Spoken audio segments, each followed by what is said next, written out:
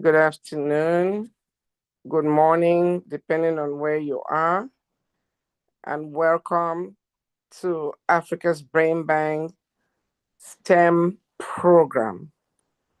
Today, we are blessed with the presence of the amazing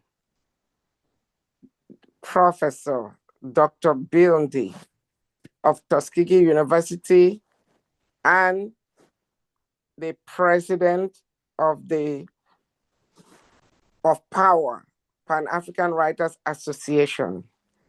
As you know, we bring only the best to our students, and I am Her Royal Highness Honorable Reverend Dr. Pamela Fomenong, visionary and CEO of Africa's Brain Bank and the group chair of Africa's Brain Bank Global.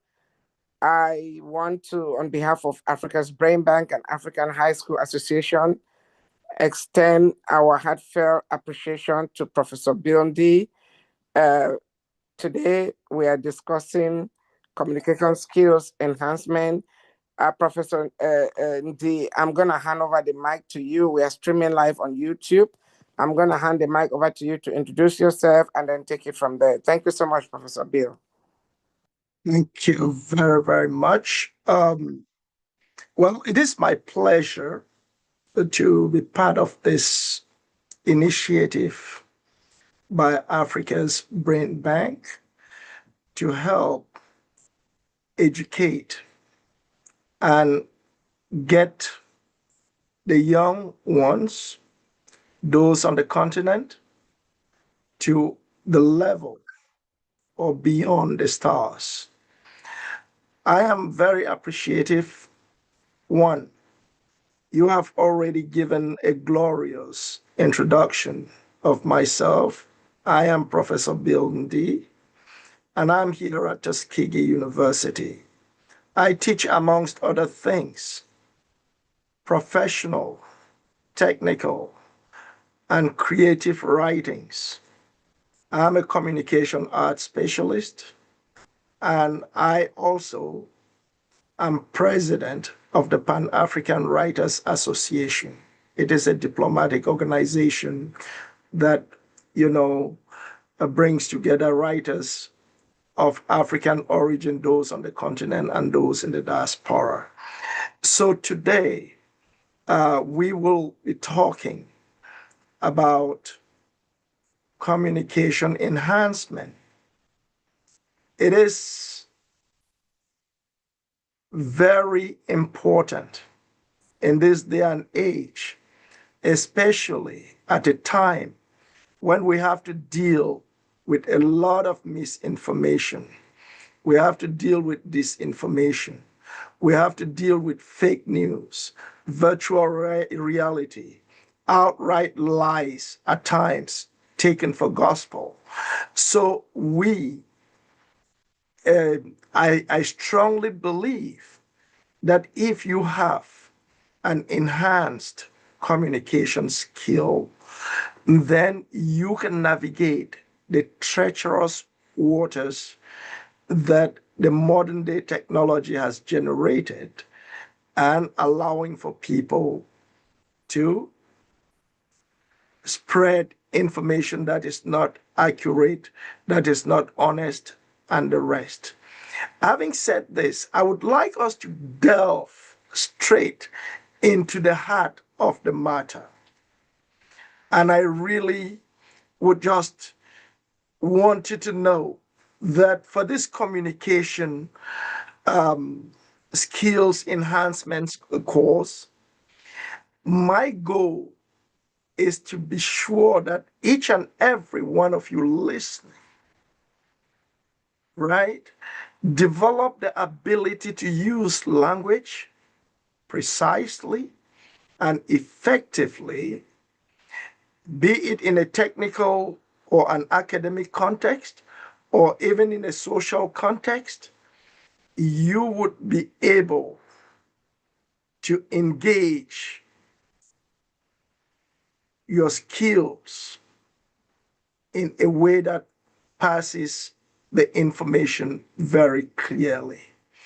And for starters, I will start by drawing attention to what I have called the measures of excellence in technical communication. And when I say technical communication, it could also be applied to communications generally. Why I talk about technical communication, I'll eventually tell you what it is, because we are all technical communicators. But let's look at the measures of excellence in technical communication, which I pray you take notes. Okay. The first measure of excellence in communication is honesty. You will ask me, why does honesty matter?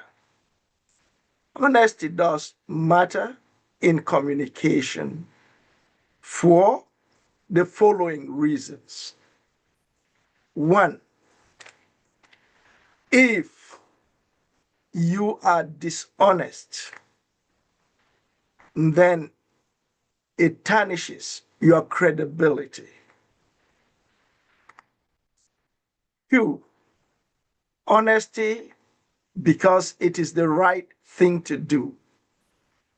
It is the right thing to do, and always good to do it at all times. And third,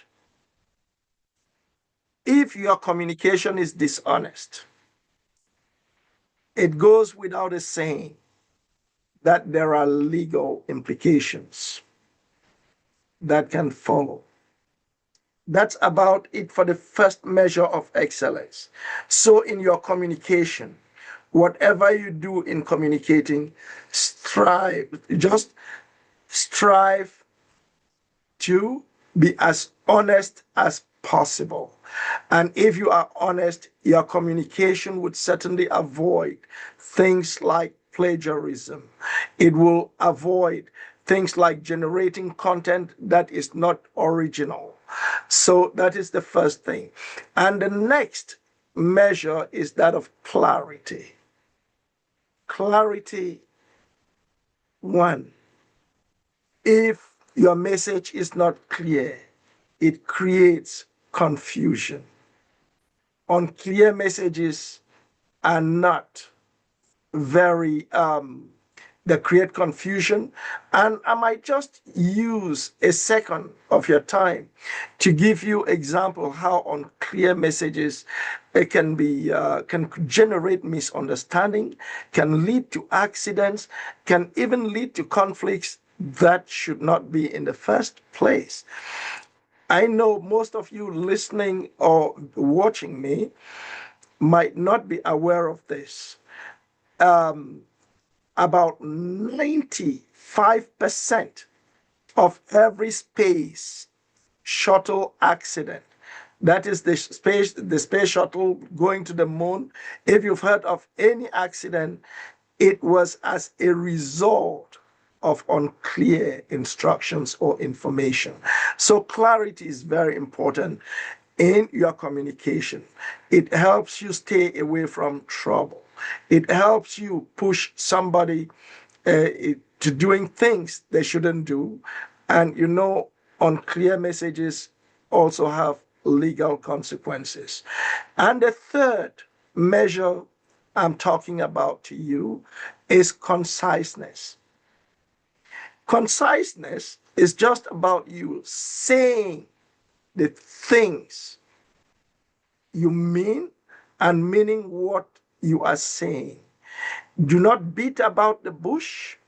Don't go around in circles. Go straight to the point.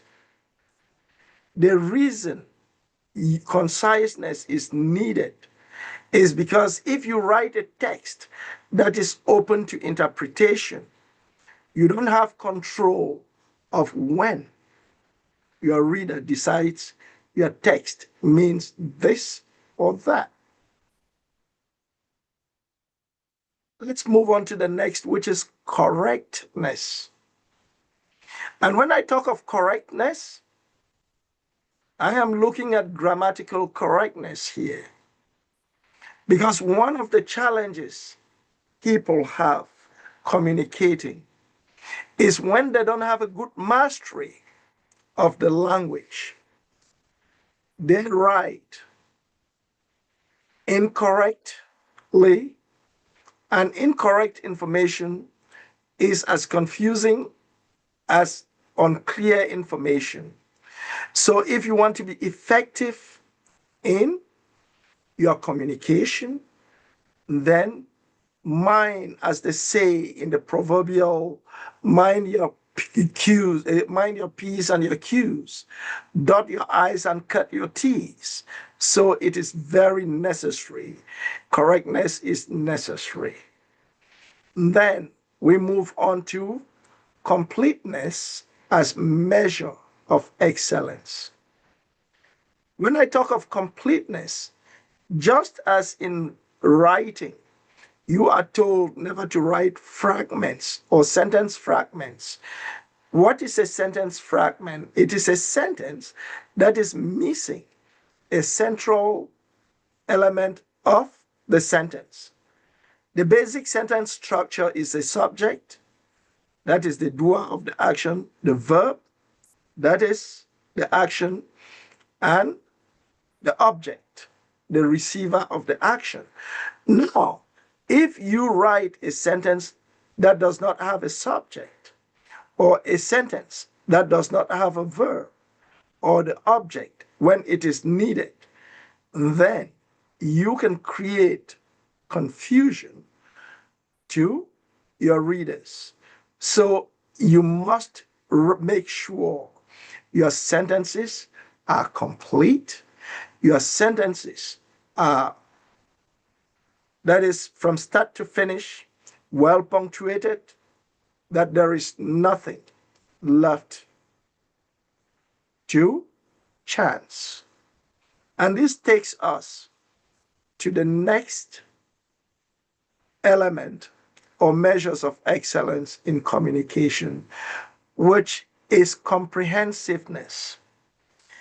The word comprehensiveness, I would like you to understand it as including everything.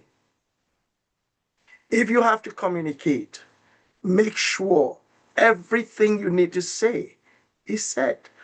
Don't leave any to chance. Say everything so that the person listening to you or reading you understands where to start and where to finish. And when I talk of comprehensiveness, something just popped up my mind, and I'm thinking each and every one of you viewing me now have had to read an instruction manual. Even if it is an instruction manual on how to turn on your cell phone, to start your computer when you just bought them new.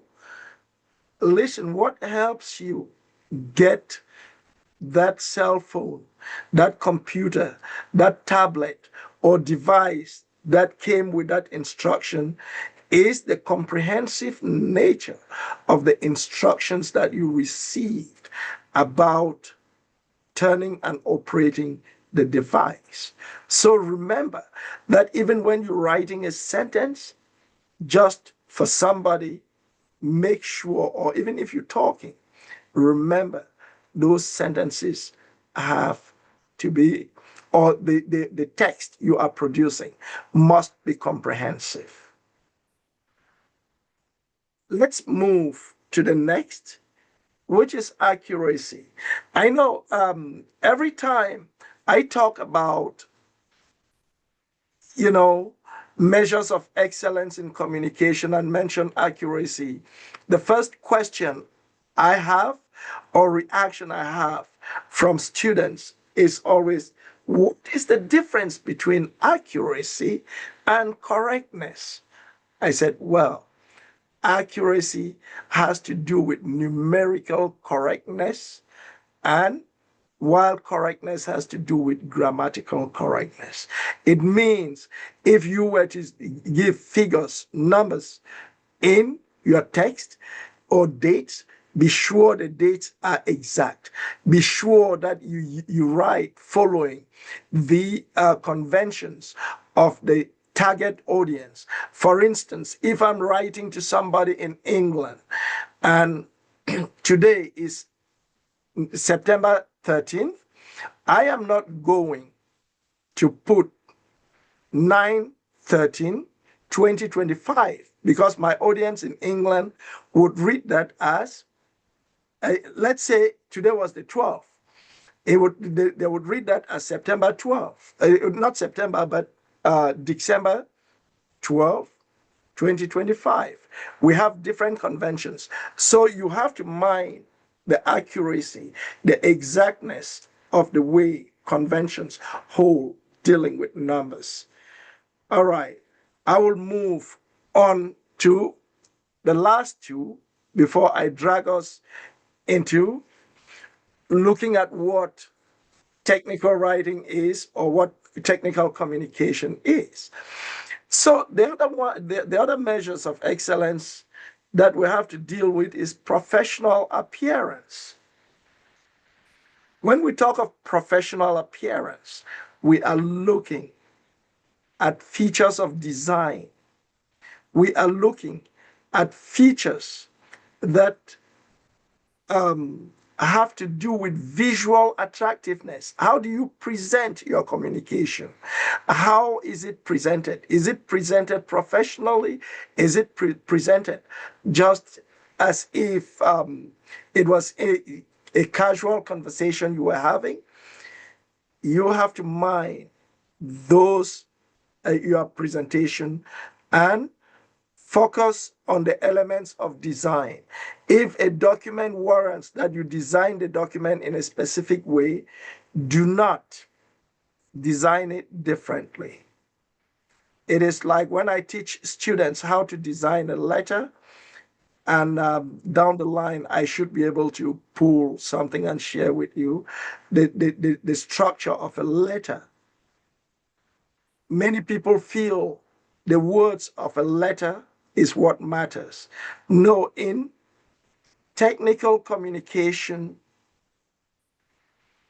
we are concerned about the way the information is presented before we look at the content. Because if it is not presented the right way, then it is not the message. If you were to write a letter, I don't see your address, I don't see the date, I don't see the inside address, I don't see the subject line, I don't see at the end of your letter your complimentary clause, your signature, and your name, then that is not a letter. So professional appearance matters. And last but not the least, in measures of excellence is accessibility. And what do I mean by accessibility? It is that when you create your information, give access to the reader, make it available to the reader. If you create a piece of writing and you don't give access to the person who should be reading or who should be using the information, then you have not communicated effectively. Having said that, I just want to draw attention to a communication dynamics that you are all aware of. That to communicate, it takes both the speaker or the writer and the audience or the reader. So it is very important that you take that into consideration. Now, let us look at who is a technical writer, what are the characteristics of technical communication, how does technical communication compare to other types of communication. I would like us to look at all of these elements to be grounded in our communication. Okay? So I would like to start by just assuring all of you watching me that you are all technical communicators.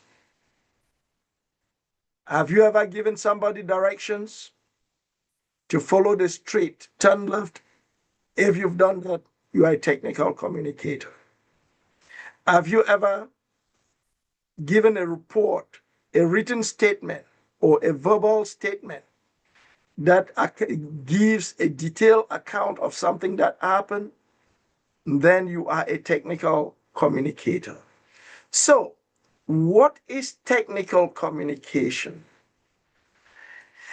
Let us understand that technical communication is the making and sharing of information in the technical workplace.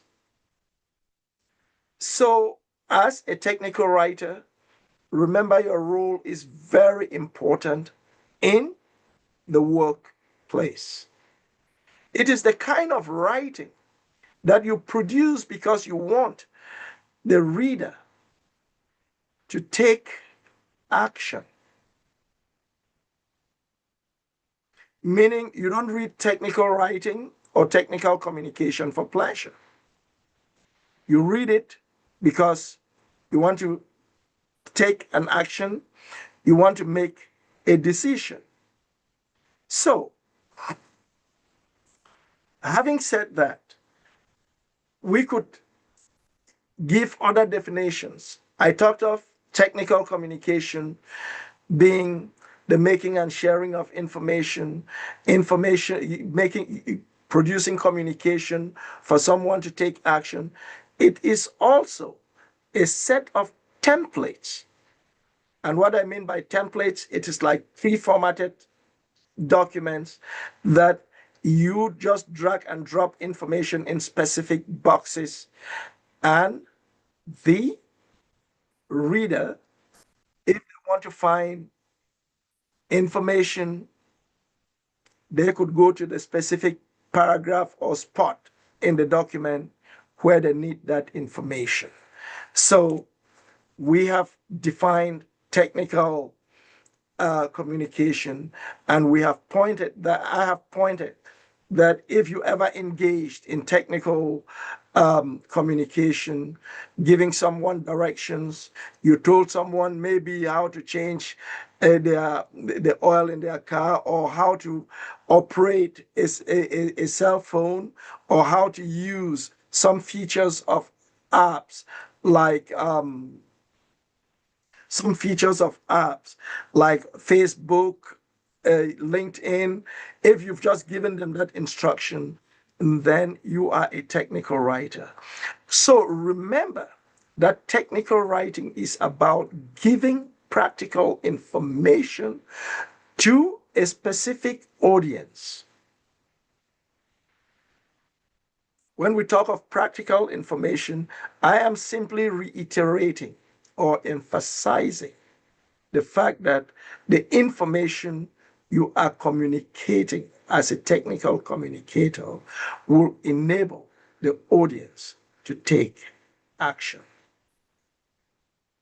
So, the term technical writing or communication also describes documents produced in areas such as business, science, social science, mathematics, and education. Okay? So, why we talk of communication generally, and I would just want to draw attention.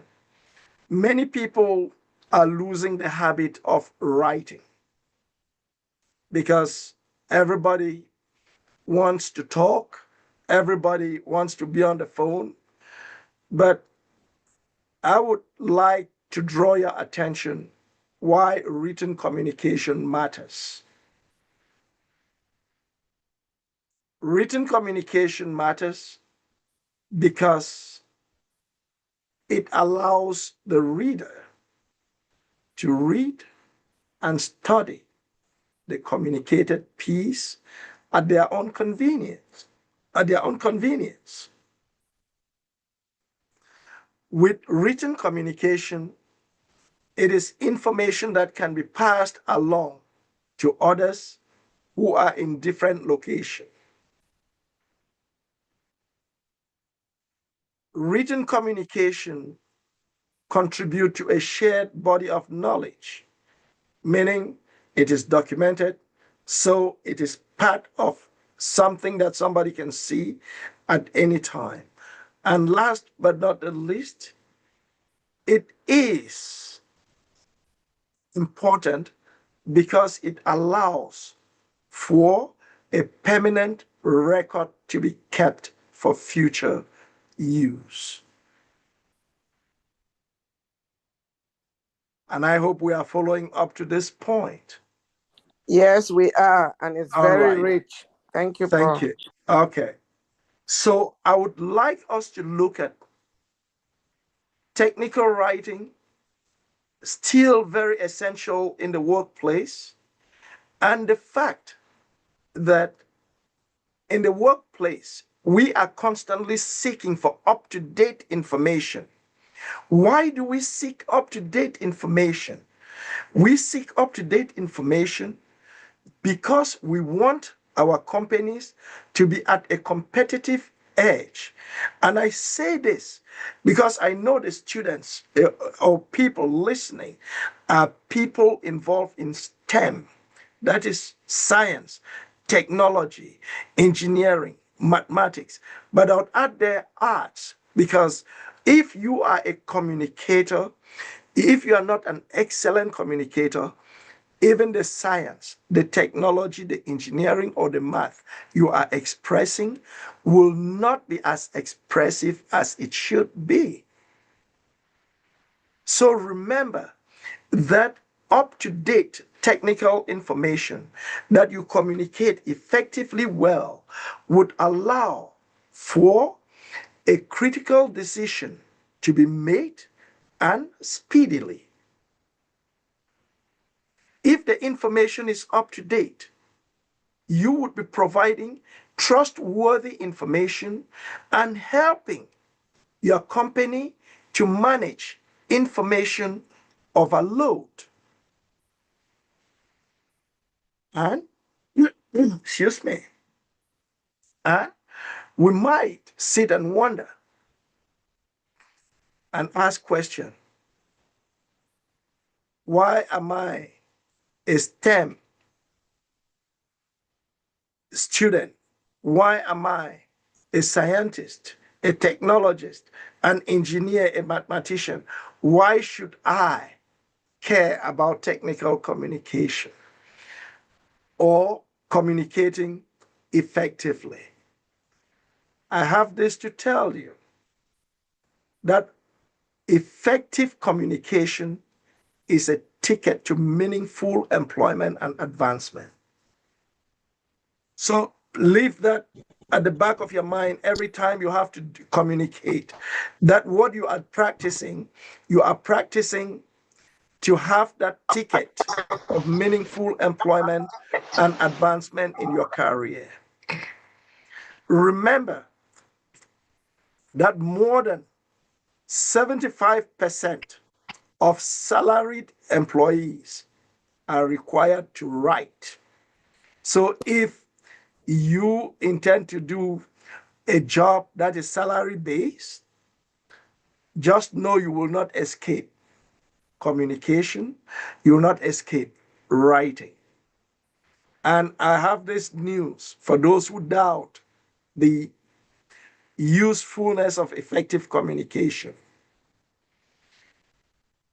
80 to 90% of most companies require employees to write technical or formal reports, which puts you squarely into this kind of communication we are talking about.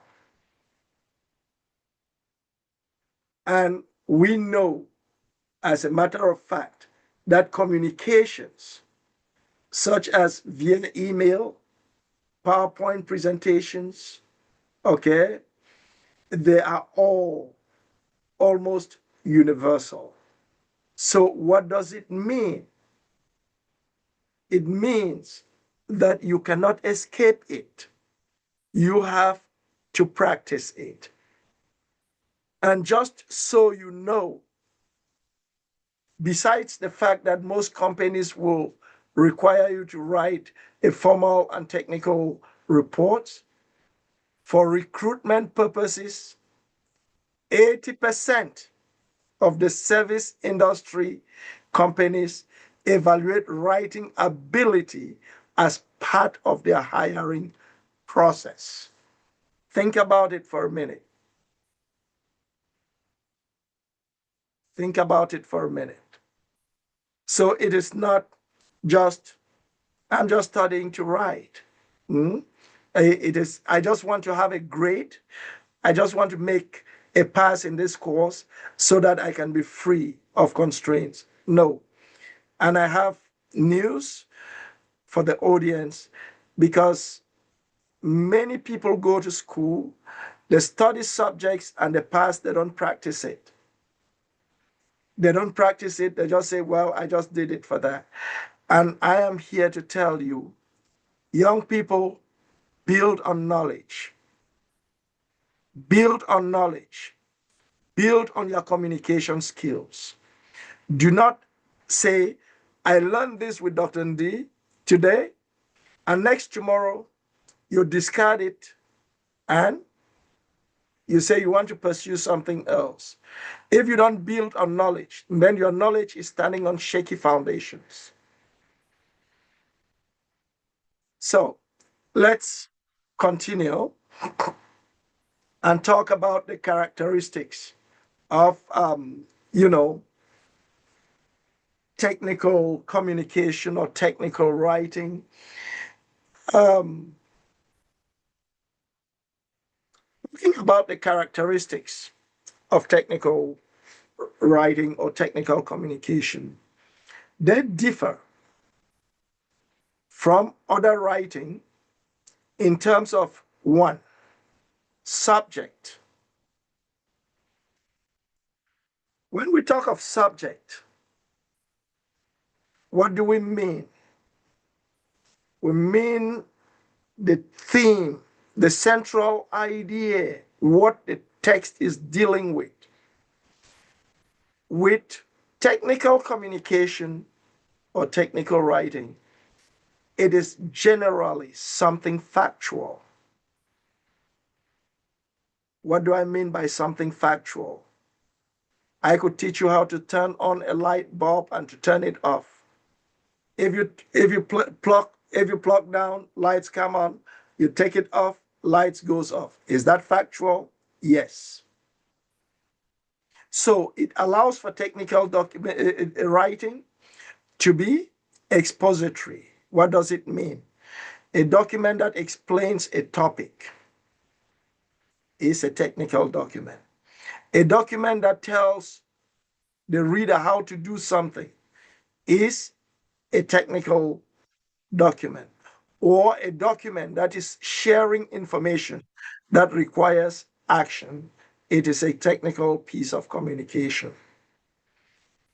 Next, it allows the factual subject allows for the text to be convincing, meaning it convinces the reader to the point where they can, you know, um, share your point of view, where they can take action. I'm talking to you, and I just remember as a young kid,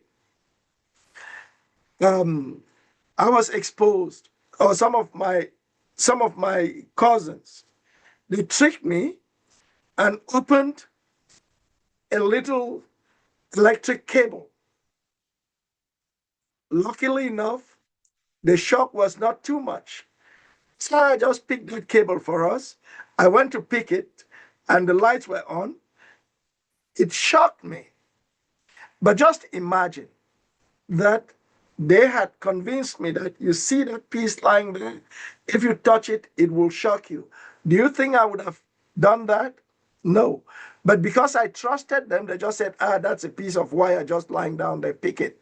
I went to pick it without knowing that they had connected it to the current. Okay? So let's move on. Technical communication or technical writing addresses a specific audience. Let us remember that the audience require different approaches to technical communication, either reports, instructions, and emails. Let me give an example. You don't read a report like you read poetry. You don't read an instruction on how to assemble and start your computer like you read a poem.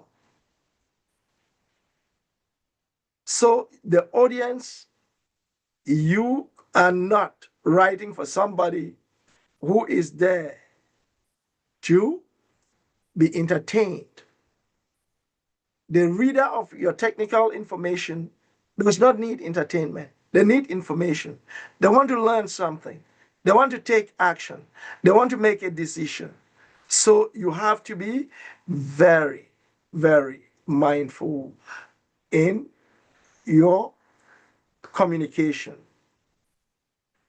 Let's move on to yet other characteristics of technical communication.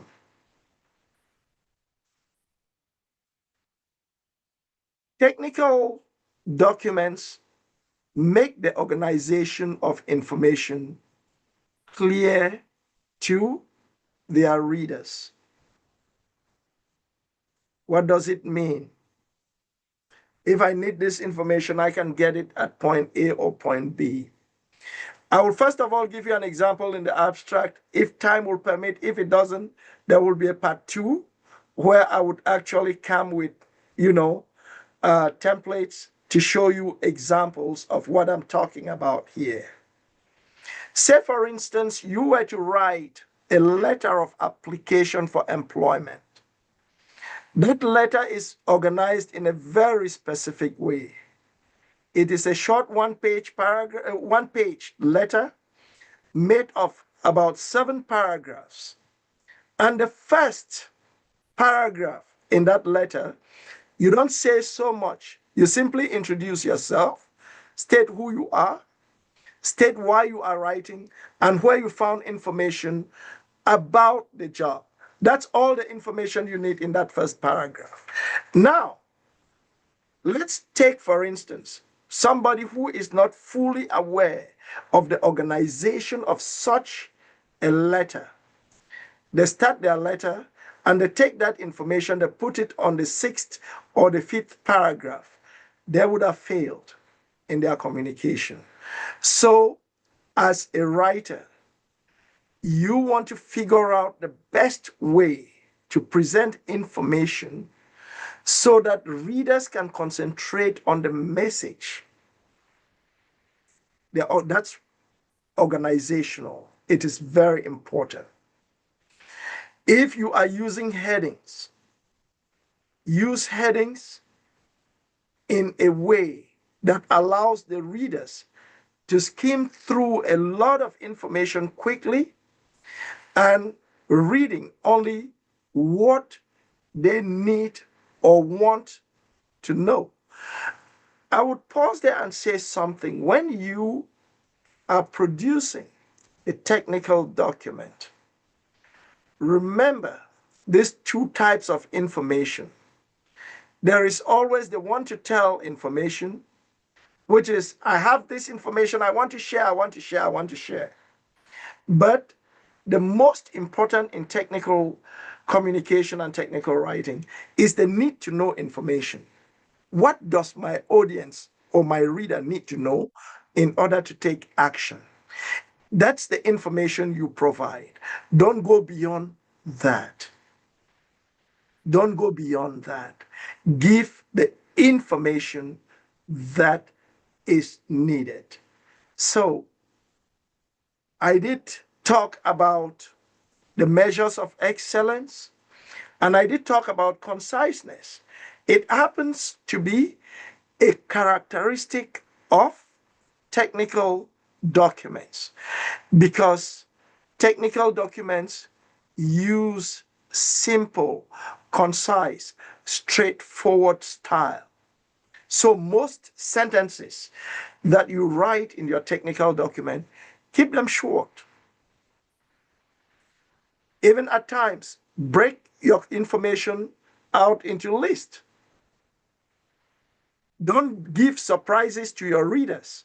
You map it in a way that the reader is moving from point A to point B and they can see clearly where you are headed with the information. All right? And if you are writing a technical document or communicating technically, it is okay to use jargon. When you hear jargon, jargon is not that it is bad language, it is just specialized language of a technical field. It is like medical doctors speaking amongst themselves. There are terms that only medical doctors would understand, and they can share such terms amongst themselves, knowing very well what they are all about. Let's look at the tone of your communication in technical writing. When we talk of tone, we are looking at the emotional character that the words that come out of you they convey. Are you being sentimental in your writing? Remember that this is technical communication, technical writing, technical documents you are producing. So you want to be very objective or businesslike. Or even, I dare say, transactional, because you are giving somebody something because you need something. You are not just giving it for the sake of giving. And you should understand that emotional language is language that can detract. It can be a distraction. You don't want language that's a distraction to the reader. If the language distracts the reader, then they cannot make effective use of the message. All right. One other thing, I'll go very fast because I want to leave room for Q and A. I'll take another 2 or 3 minutes to tell you other characteristics of technical writing. I did talk of professional appearance, which are design features that help important information to stand out. Like when you use the font sizes, bigger font sizes, or you use boldface, italics, underlining, you choose to bullet point, the graphic elements, those all help, to make your document stand out. Remember that if you're a technical writer, you want to use the familiar standards in your subject area, which means that you don't use things that are not common in your disciplinary area. I'm a poet. I'm a playwright. I'm a storyteller. I'm a novelist. I'm not going to write like a biologist. So a biologist have conventions on how to write. So if I'm a biologist, I would write like a biologist. If the conventions include certain expectations, then I am going to make sure I use the expectations for content, for organization, and for design. For instance, those of us communicating via Facebook, we have the like buttons, we have emojis, okay? And if you were to write maybe your resume, you might want to put a heading that has to do with education, employment, achievements, awards. All of those are different things. Those are expectations that every document come with. So Now that you have had what technical writing is, I did say I'll tell you briefly how it compares to other type of writings, maybe academic writing. They share the similar purposes and follow the principles of unity, coherence, and logical organization. However, technical writing has one, less flexibility. It is less flexible in subject matter, in style, and in tone. Technical communication is generally about topics dealing with technology, business, or science. And technical communication or technical writing make use of technology more than academic writing or other forms of writing. It also makes use of elements of design to clarify and consolidate the message that they are conveying. When you look at other kinds of writing, like personal writing, that conveys a range of emotions and at times written for the benefit of the writer, they do not follow the same principles. And we know very well that personal writing are very emotional in nature. And if emotional or emotions do interfere with a person's understanding of a document, be it academic, be it technical. And that is why, even when you watch your news at times, depending on the channel you're watching the news could be reported from two different perspectives with two different emotions, and you leave so confused, not knowing who is telling the truth and who is telling the lie, but they're reporting the same thing. So that's what personal writing does. So the target audience in a personal writing is interested, that is, the target audience is interested in information presented by a well-written technical document. This is your technical uh, communication audience. They're interested in information that is well presented, information that convinces them. Remember, above all, that technical writing is about persuasion. It is about persuasion. It is not about pleasing people. It is not imaginative writing. Imaginative writing is less academic. It is more artistic. It is creative. It is not technical. Imaginative writing can be ambiguous, meaning it can open the door for interpretations in more than one way.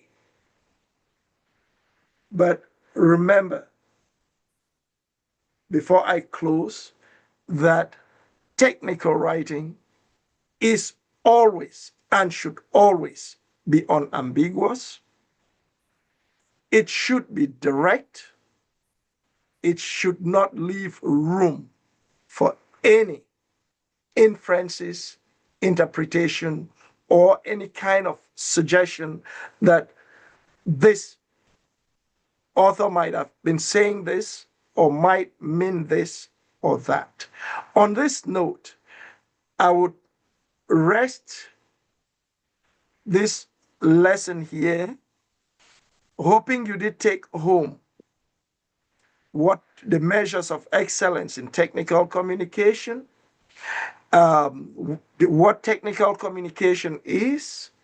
You did take home the characteristics of technical communication, how it differs from other types of communication, and above all, that technical communication is communication that is needed now than ever before for the number of or the percentile of employers needing effective technical communicators ranks 80% and above. So I thank you for your attention, and I hope you did learn. If there are questions, they are more than welcome. I will take the questions and will do the best in my ability to address them. Thank you. Wow, Dr. B, it's amazing. This is, we're definitely going to have a sequel to this class whenever you have time. Thank you so much. We have 10 minutes. I do have a question, but I want to give an opportunity to uh, Dr. Sise, do you have a minute to? I know you came in. You were not there at the beginning, but we have students that have been here on. Dr. Sise, do you want to take a minute and make a comment? Then, any student that would like to ask a question, our student coordinator Salifu, you've been on. So we'd like to hear from you too. Can you unmute yourself? But Dr. Sise, just kindly 1 minute. We have just 9 minutes. Yes, yes, yes. I just want to give a huge thanks to Dr. Indy, considering that he's been traveling. Yes. Yes, I had an emergency here that I was dealing with. My brother was in hospital, so that's why I joined late. But thank you very much for everything. And I have learned, particularly when you talk about the characteristics of technical writing. I do a lot of technical writing. And for us consultants, when you're consulting, you are even expected to produce a first, second, and probably third draft. And before you even have your first payment, you are asked to produce an outline of what and how you are going to write. All the headings that you're going to use before your consulting even gets considered. So it's very important for, I hope the students that are on will really learn from that. That how you write when you're writing a letter to your friend, when you're writing an application letter, when you're sending a formal or informal email is very important. Communication is so essential, and I hope I have benefited from it. It has reaffirmed the things that I do. It has also given me insight and in how to excel in my writing. So I hope the students have learned from it and they'll continue to read about it going forward.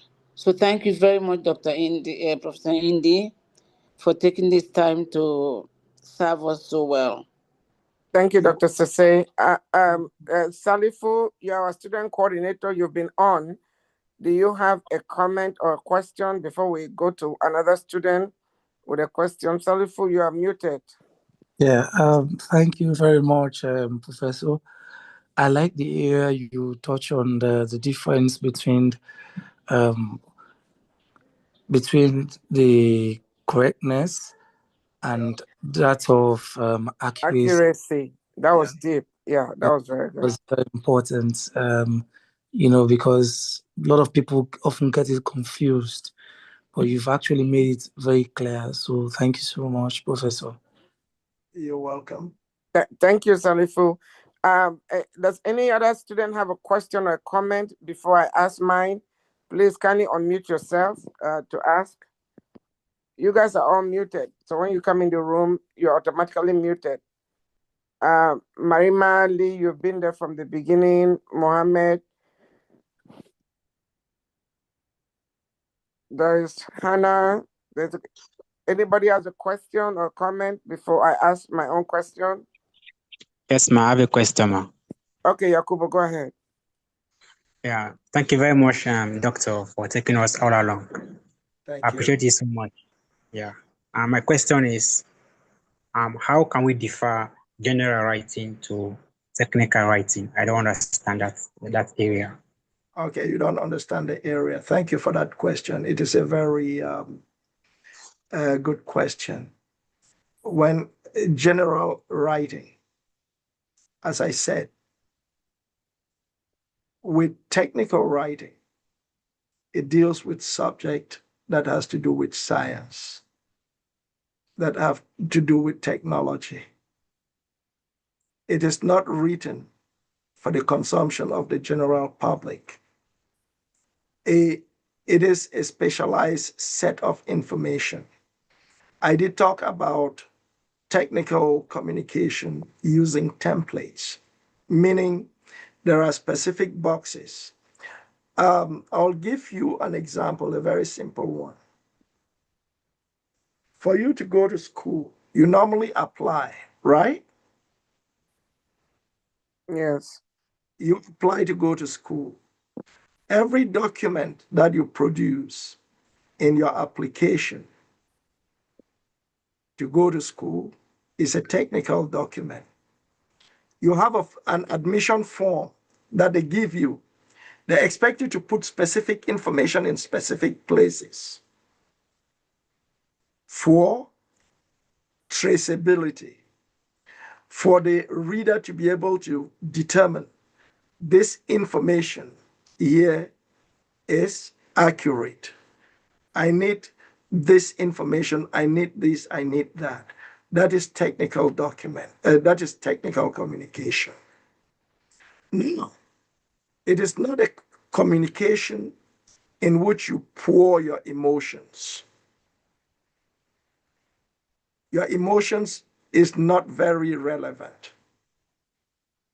If we take the example of a letter, I say letter, let's distinguish between a letter of application for employment or a letter of inquiry. You are writing somebody to formally request some information. You are where you are, you want me to answer some questions for you. That formal kind of letter is a letter of inquiry.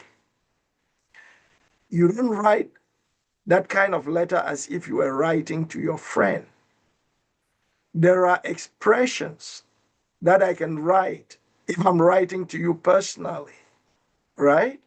If I am writing to you personally, Mr. Yakuba, I can say, hi, Yakuba. No. In a technical communication space, I cannot say, hi, Yakuba. I cannot even call you on first name basis. I cannot call you without giving you your title. No matter how small you are, I would say, dear Mr. Yakuba. Do you see the difference? I will keep the communication devoid of sentiments. So that should clarify. If it doesn't clarify, I would ask you to pick up an instruction manual. Mr. Yakuba, do you have your cell phone? You have a cell phone, I suppose, right? Yakuba, please, can you unmute yourself and I want answer it to be interactive. I want to hear from you. Yeah, unmute yourself, Yakuba. You are muted. I have a cell phone, sir. All right. Do you have the box? Do you still have the box that it came in it? Probably I not. cannot hear you clear. Okay, you can. Okay, but try to find out from any person who has that instruction manual, right? That tells you how to open the phone, how to turn on the phone, and everything. If you see that, then pick up general writing, like a newspaper article that is just telling you about what happened. Look at the two. They don't say the same, they don't say the same thing, and they don't say it the same way. You see? So technical writing is very specific. It addresses specific people. Say Mr. Yakuba is an electrician, and I'm telling him about the measurements of cables that he needs to run through the house to get this, that. All right? It is not the same like me writing a novel and just imagining things that are not real or that might be real, but that are not concrete. I hope I did help in answering that question. If Yes, not, I'll still take a few more questions. I know we're out of time, but Yes, sir. I'll Thank you so entertain. much. I understand now. Thank you. well, it's actually our airtime. Okay, does anybody else have a question? Please, you have to unmute. Dr. Ndi is willing to stay a little bit longer. Does anybody else have any questions for Dr. Ndi? Okay, Amit, Dr. Sese, your hand is up. Go ahead. Can you unmute yourself? Dr. Sese, did you Yeah. just did you just forget to put your hand down? No, Yeah. she's No, I'll put my hand up. Yes. For me, I want some advice on teaching our students communication skills and direct how where to direct them to continually improve their communication skills. Because even the ones right up to those who go to university and graduate, when you have them in front of you in a position of responsibility or trying to give them responsibility, their communication is usually wanting. yeah. And for me, I don't know if I'm right. I usually say the more you read, the more you write, the better you get. And most writing now, I find that even with the newspapers and the news, we used to depend on newspapers for good writing. Mm-hmm. Okay. But now even the newspapers don't write that well or that accurately. So what is the best source for somebody wanting to improve their communication skills, especially in reading and writing? What advice will you have for them? Right. Thank you very much. A very brilliant question. Communication, people have always had to deal with issues of the challenges of reading, challenges of writing. Now, the world as we know it today, we have had the best of writers. We have had people who have, spoken, communicated effectively to the best of our knowledge. So, if you were asking what it is to do, especially if you are dealing with young people in the workplace, I would suggest this. One, get them to do professional development courses. It could be a whole day. Because if I were to teach this um, communication course the whole day, they would be drilled into many things. We would go into, give them samples of what is good writing, give them things that it would make sense. It is true we relied on newspapers in the past, but given what we are experiencing today with fake news, with alternate reality, with AI and the rest, it is true. I had planned that if I had time, I was going to talk about even using AI to enhance all this, to enhance speaking, enhance reading, enhance listening. It is just so much that could be done. But I would simply submit to you that the young people should be prescribed well written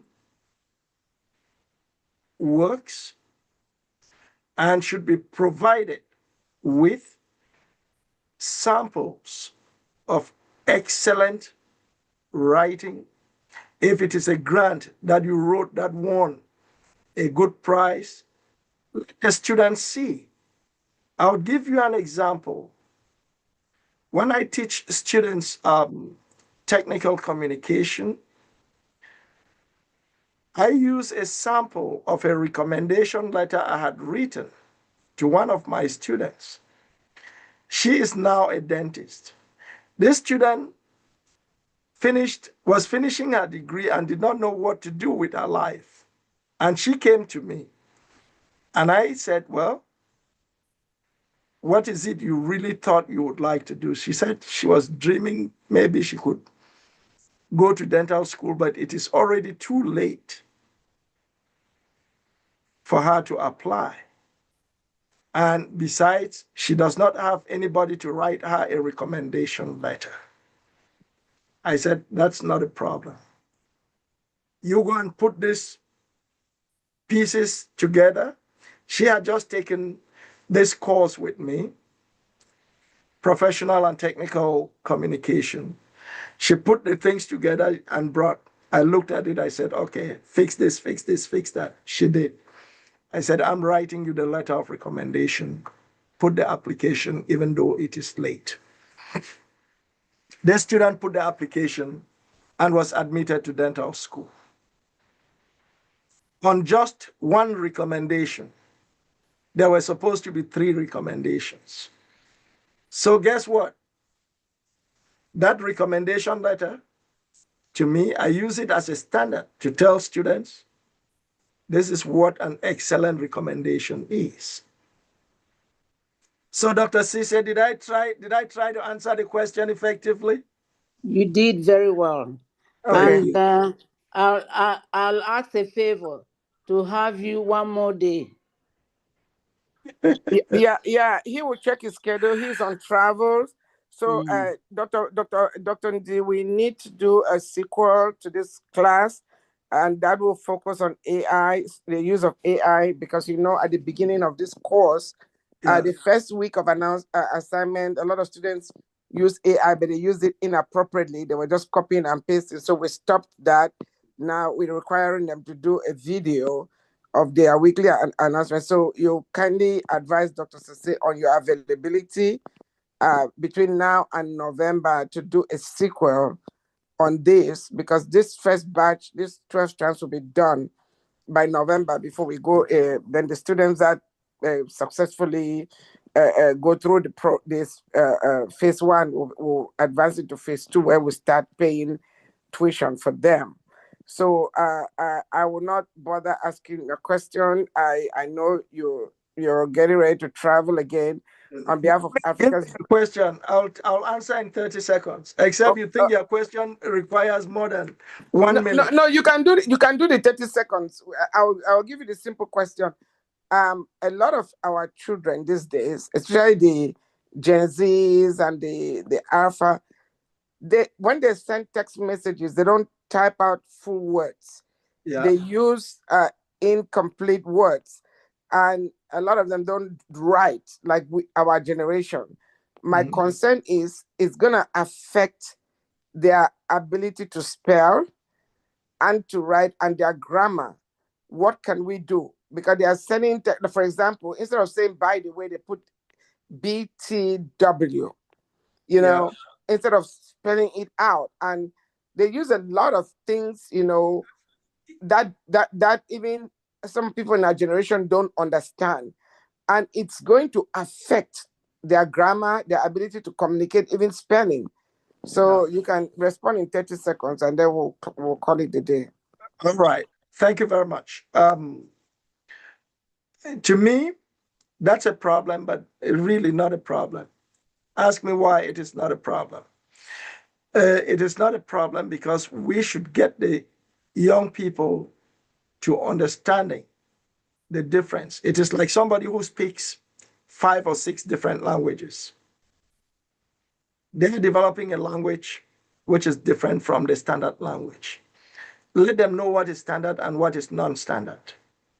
That if they were writing, and that is why technical communication is very important, that when you are writing in this context, this is what you avoid, this is what you include.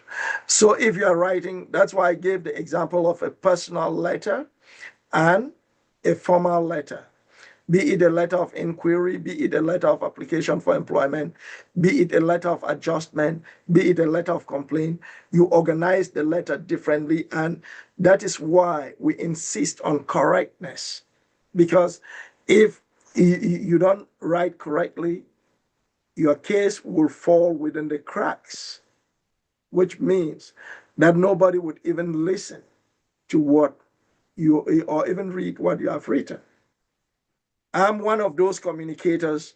If I picked up a piece of writing and I saw 1, 2, 3 mistakes, I just drop it.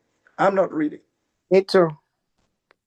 So if you want to put the lock on your side, if you want to multiply your chances, write correctly. So you have to know that by learning the abbreviations on charts or using emojis, you can use emojis on Facebook. And I did give that example, but you're not going to use emojis on your resume. So these are things that young people should learn, should take home, that there is always a place and time. Talking of which, I'm thinking of context in technical writing, because you also analyze the context. That's why I gave the example of date, the physical context. Where is your document going to be read? Who will be reading it, and why will they be reading it? If you can answer all of these questions, then you would know that the person who will be reading it does not understand your abbreviations or your shortcuts that you have come up with. Okay? You want to be sure that you are giving message that is not open to interpretation. Let them know that. Drive that home to our students. Let our students not relent. Because if you are working to be the best, you cannot subscribe to substandards. Thank you. You're welcome. All right. Thank you so much, Professor Bilundi. Safe travels. And Dr. Sese, we'll be looking for the updated schedule for who is teaching next week. For our students, thank you so much. Please don't forget to submit your assignments. You see, we are bringing you the best because only the best is good enough for our people. Thank you once more, and we'll see you next Saturday, same channel. Be sure to share the channel, pay it forward to those who are not privileged to be in this class. Thank you.